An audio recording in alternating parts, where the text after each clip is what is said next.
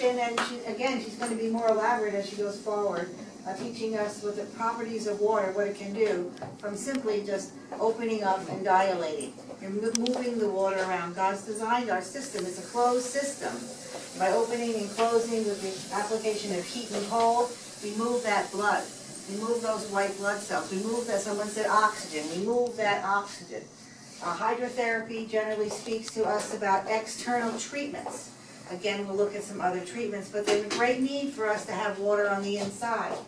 And we all know a little bit about that great need. So I'd like to just remind you of a scripture. I bet you all know the scripture in Psalms 139 and 19, where the psalmist says, I praise the Lord because I am fully and wonderfully made. And what we're learning about today is how we are fully and wonderfully made by utilizing these very simple, self-sustainable, available to all, simple methods of healing.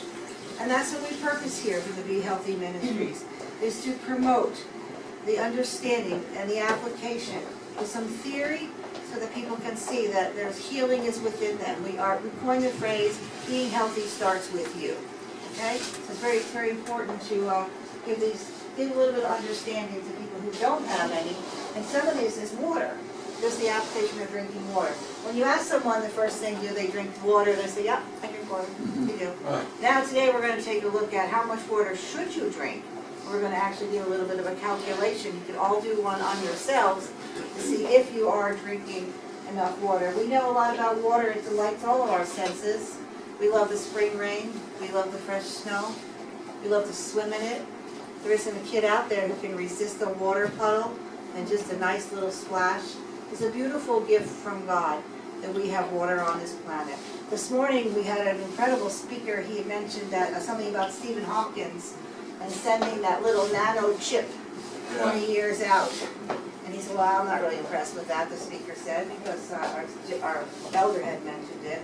Because what we know about what God has done for us here, and that our little minds are filled up with millions of those little slivers of chips, and the information that God has given to the design of our wonderfully and fearfully made body. But we also spend a lot of money on water, because NASA spends an awful lot of money on water, going into all the galaxies, looking at the planets. And what are they looking for? They're looking for life and water, because they know without water, there's no life. So it is about 3 days. So we are always looking at that. Our Earth is about 70% water. It's a beautiful water planet, but only less than 1% of that water is drinkable water. So it is a valuable resource, so something that we should be protective of, something that we should cherish. We're all lucky. Probably everyone sitting in this room, I don't want to make an assumption, but I'm assuming that we all have potable water coming out of our taps for the most part, or something we could add a little Brita filter to or something and make it even just a little bit better. By design, let's try to do this my very first time. Everybody ready? Right click.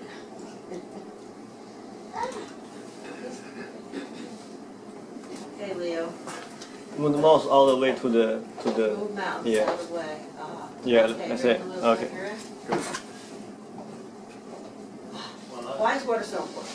Okay, so 60% of our body. Now, I want you to understand with us here today that we purpose to deliver information.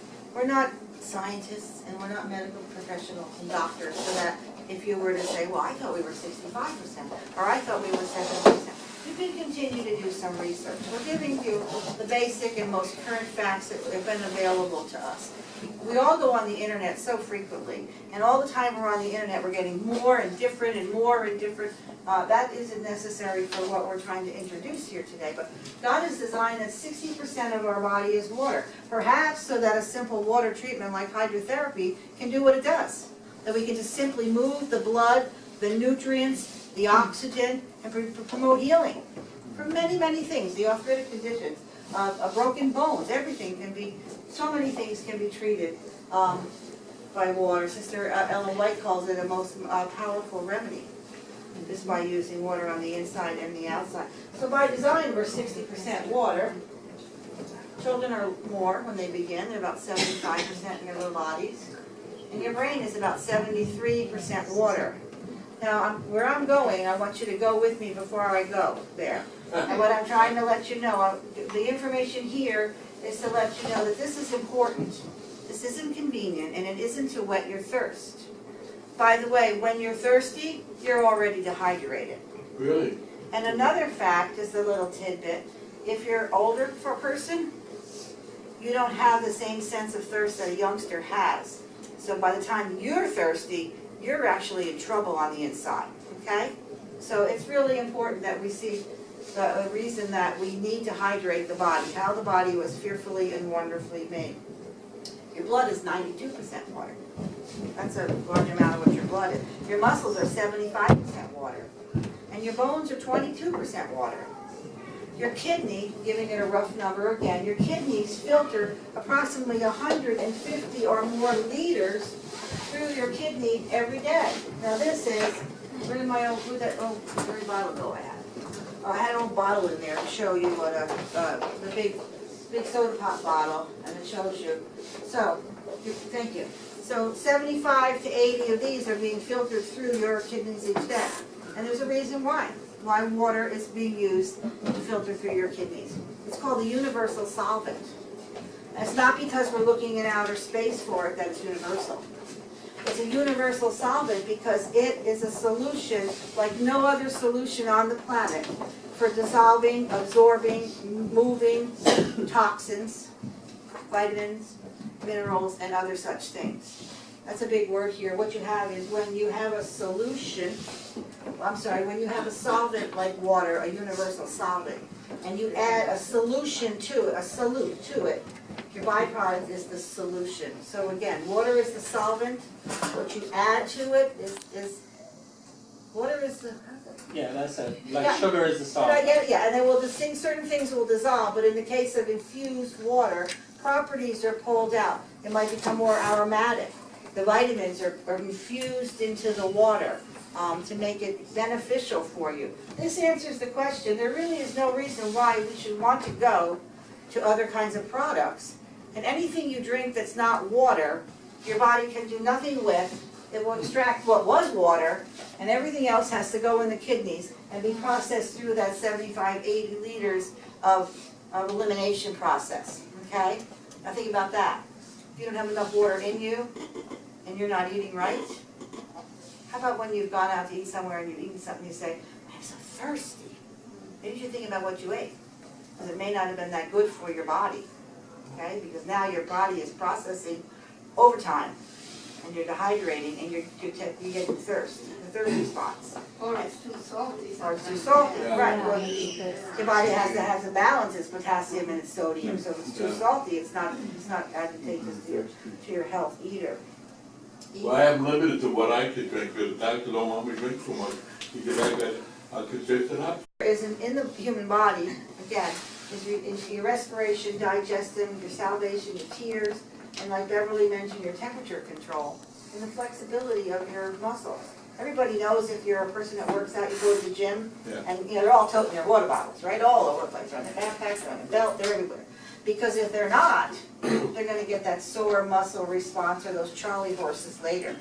You need to hydrate those muscles as well. Remember, 75% of your muscle is water as well. Okay, so it's very, very important. And all those different aspects are going on in your body. And you might not have thought of all that. You might have just thought, I'm thirsty. How do you do that? Okay, so there's signs of dehydration. He looks a little bit dehydrated. Okay, he does. But I just recently left an occupation of 20 years where I was working inside of an office. We all look like that at 3 o'clock in the afternoon. It was not known to me what was actually going on. But in the environment with the computers, the heat, the poor circulation, the excessive amount of bodies, stuff that and you're not hydrating yourself properly, in one little water, you go to the little water cooler and the bosses are saying, stop congregating at the water cooler, you're talking too much. So you get back to your desk. And this is what people would do. Okay. Dehydration. But the signs of dehydration are also important. We mentioned thirst. That's a good indicator. Thank God for that. So we can see that, because again, at that point you're in trouble. That's sort of the way the Lord works, isn't it? You're going to get a warning before you go over the bridge. Okay? The color of your urine is also something that plays into your signs of dehydration. That's personal. So everyone here in this room can take a look at your urine. and see. And I think you probably all know that it's supposed to be almost pale to clear. Yeah. Might be a light yellow. If you're, for some reason, it's anything but that, unless you've been eating a lot of asparagus, and it's anything but that, Or then drinking you know juice. you're not drinking it. Juice with water, like a few nights ago, I take a lot of, mix my water with the Kool-Aid like type of stuff, Yeah. and end up with all, I thought it was blood, but it's all red. Come right through you. Yeah. Okay, oh, I wanna go back one, Leo, how do I go back? Well, let me, before I go back, I'll just mention that, being dehydrated also can thicken your blood. Remember we mentioned it was 92% water? So you can thicken your blood by being dehydrated. This leads to many, as we talk about many of the diseases that we have today are lifestyle diseases. They may be as simple as us not hydrating ourselves properly. Here's another one, is that the body is going to protect itself. A lot of your water is in the cells and between the cells, but definitely in the cells. And if you're dehydrated, your body's going to produce cholesterol. That cholesterol is going to protect you from eliminating that water. It's going to keep what it needs first. Yeah, It's thinking about, it's internally thinking about itself, even if you're not thinking about yourself, okay? Can you say it again? The body is protecting itself. It will produce cholesterol to hold the waters in. So your cholesterol can go up from dehydration as well. See, with that, like you said, that holds back too much. Come on in, come on in. Don't let the water release, yeah. Okay, yes. Just the thing, Janice, you mentioned that it can thicken the blood. Does that also mean it could raise your blood pressure? Absolutely. Yeah. I didn't say that yet. Yeah, it absolutely does. It's part of that process. It's part of that process. And a lot of other things that we see happen. You can actually gain weight from not dehydrating properly. Your body's not going to let it off. It's not going to let you lose that water. Some of this gout, some of these other things where we crystallize and where toxins are not eliminated properly. So it was very simple. You drink your water. We're going to talk in a little bit how to drink your water, because a lot of people will say, oh, it's bland. Can't drink water. Or I have people say, I don't like water. And then there's a challenge to that. So we hope that there are ways that we might like water. So now we see that it's important. I put this slide up to say, why is it so important? And God forgive us if we take better care of our cars than we take care of our bodies. Okay? So we've gotten some information now that might make us understand all those processes where the body needs the water. It is the stuff of life. Okay? So we really need to realize some reasons why it's important. I'm just going to quickly look through. We get our water from our drinking water. We get it from our sources of food. Where did it go? Here it comes. Okay? Most people feel like they're drinking enough because they're getting it from soft drinks. Soft drinks are basically equivalent to what you see here. Let's take water, and then let's add 1, 2, 3, 4, 5, 6, 7, 8 tablespoons of sugar. Some of your soda drinks that really are in your regular soda cans have up to 18 tablespoons of sugar in there. So if you don't like water, if you thought that was the answer, you're going to add that much of that sugar into your body. That's going to cause problems in your digestive system. Again, I'm just going to throw that out there. I'm not going to elaborate on it. But you're interfering with your balance altogether. Sodas and other soft drinks, things like Crystal Lights and all those types of things. Now the summertime is coming upon us. Everybody's trying to figure out what they're going to drink. They drink this kind of stuff. A lot of phosphoric acid will end up having to be balanced with calcium that will come out of your bones. So you're not doing yourself any favor. There we are showing osteoporosis, again, another lifestyle disease from drinking the wrong thing. Water is God's choice and design for our bodies. And also, these drinks are full of calories, where water, again, is not. So, water has no calories, it's not an irritant, it's a universal solvent that can be, why use water? It's non-irritating in all of its forms. I don't know of anybody that really can't drink water, but, again, that would be over my understanding at this point. It's readily available and it's cheap. I know you might want to challenge that, but still it still is. That's why a lot of missionary work around the globe is to drill a well. Remember we mentioned before that only 1% of the Earth's water is found, and it's found in groundwater. We have to drill for it, okay, to bring it up. Okay, and just one last final thing. Water is lost in your body, because now that I'm encouraging you from the statistics to get all this water in, you're probably thinking, where's it going to go? But it's coming out in all the natural processes of the body too. okay? And you're perspiring all the time, whether you know it or not. You might be visibly sweating. You might, in your process of respiration, you're expelling water. Your kidneys, as we mentioned, are constantly flushing through. And in your bowels, when you eliminate this way too, there's water mixed in that action as well. So water is going out all the time, even when you sleep. So drinking water is the final answer. I guess my slide is out of order, so I'll just skip over that one. We talked a little bit about dehydration. But again, headaches, constipation, fatigue, and dry skin. We talked about the blood, and we talked about some of the larger factors like gout and such, but even the simple headache. This is something that you see all the time at that 3 o'clock slump when you're working in an office scenario or a school or with a lot of girls. This is what's starting to happen. You're definitely dehydrating. So how much water should we drink? There we go. Okay, so what I'm gonna have you do, we're gonna take a 10-minute break, and you can, like I said, you can look at the books. We have a snack provided. I don't know, is the snack ready? Yes, it is getting the snack ready. So what I set up here is something that we set up out of Mexico, if you will. There are lots of ways to calculate how much water you should have, but this is a simple way. I have 2 scales on the floor here. The scales are set in kilograms. That makes like kilograms. You do not have to remove your shoes or socks to step on these scales today. When you step on the scale, it's going to say, I'm 50 kilograms. And if everybody can read this, you grab a calculator, okay?